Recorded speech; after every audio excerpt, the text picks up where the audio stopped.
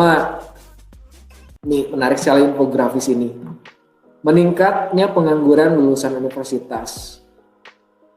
D1, D2, D3 naik tingkat pengangguran. Universitas juga naik tingkat pengangguran. Sedangkan SMK turun, SMA turun, SMP turun, SD ke bawah turun.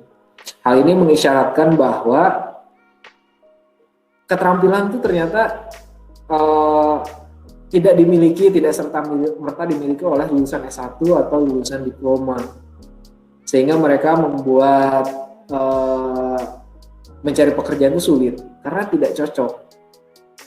Ekspektasi penghasilannya lebih tinggi, penyediaan lapangan kerjanya terbatas. Sedangkan di sisi lain, Indonesia ini minim tenaga ahli.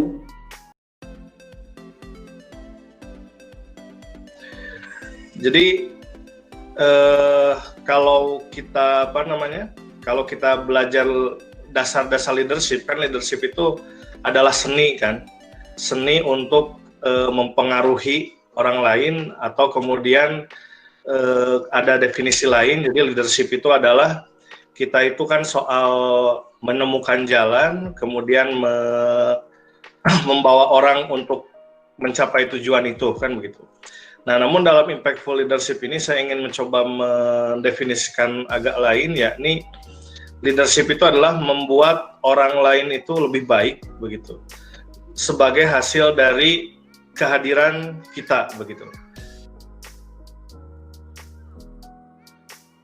Ya, kita hari ini berada di era, apalagi kemudian hari ini kan pandemi COVID-19 ya. Saya sebenarnya COVID-19 ini adalah semacam restart, semua sedang di restart semua, ya.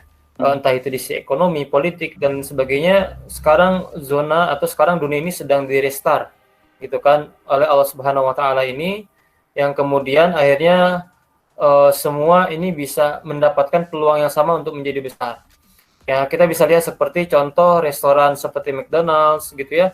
Nah, mereka kan kemudian terdengar bahwa mereka menjelang ikut terkena dampak sampai bangkrut lah begitu ya, nutup di beberapa gerai di beberapa tempat atau daerah di Indonesia dan juga di beberapa daerah yang lain.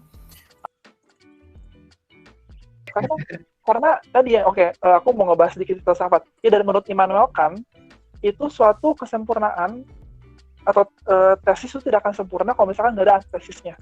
Jadi ada tesis, antesis hingga terjadi sintesis. Karena itu kalau teman-teman ada sanggahan, yuk kita diskusi gitu. Barangkali membuahkan pemikiran baru yang dapat lebih baik dibandingkan sebelumnya gitu. Tadi Kang Faris nanya ya, Kang Faris Abdurrahman. Iya, ini Mang Faris nih yang bertanya dari ini Mang Faris. Pertanyaannya, mungkinkah sih seseorang mempunyai multipurpose nih, Kang? Wah, itu mungkin banget ya.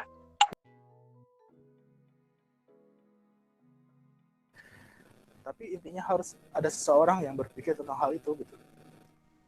Kita orang Tasik mungkin yang kabupaten khususnya tidak akan merasakan ada perbedaan, karena mungkin kita juga seperti itu kalaupun berada di asal daerah kita, nggak keluar rumah gitu. Kita baru melihat ada sesuatu yang nggak beres Tasik itu justru ketika kita menggunakan kacamata wilayah lain kayak gitu. Nah, jadi begitu rendahnya poin kita itu sangat rendah, 2 terbawah, 3 besar terus, istiqomah seperti itu. Dan memang inilah yang menjadi jawaban atas kekhawatiran kita, kenapa misalkan lulusan sekolah kita ini hanya berapa persen yang berani melanjutkan perguruan tinggi gitu. Itu outputnya tuh seperti itu dari data ini kayak gitu. Ya, terus